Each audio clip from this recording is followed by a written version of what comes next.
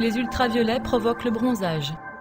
Ils peuvent provoquer à grandes expositions des cancers cutanés tels que le mélanome, provoquer un vieillissement prématuré de la peau, rides, et des brûlures, coups de soleil.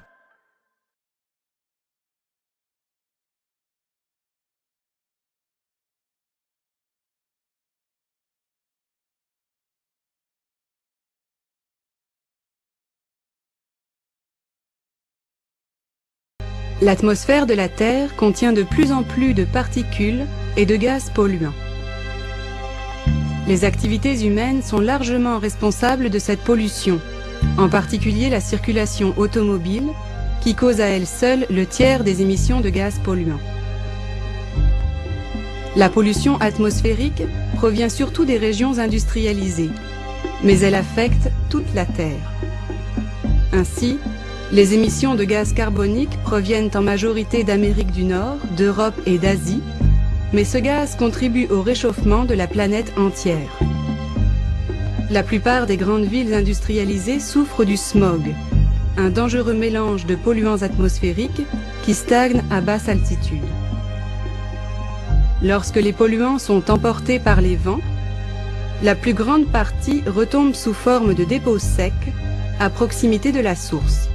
Le reste dérive sur plusieurs milliers de kilomètres avant de regagner le sol par l'intermédiaire des précipitations.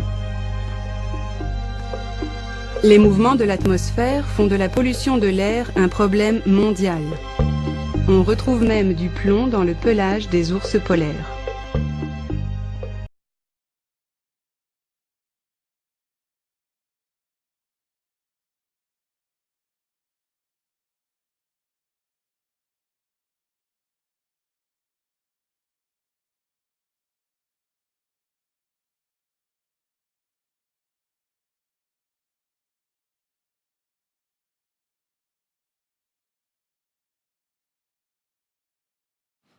Une alimentation saine comprend des aliments faibles en gras, des produits laitiers, des produits céréaliers et des fruits et des légumes.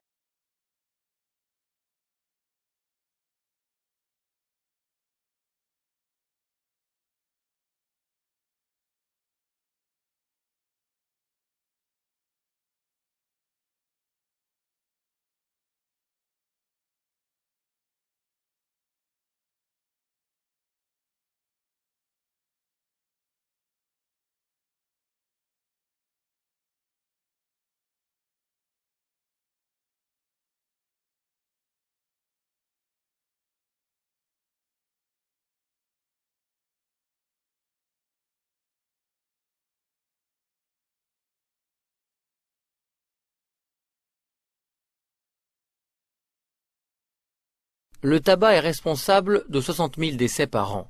Il agit à plusieurs niveaux, il accélère le rythme cardiaque, augmente la tension artérielle et endommage les artères.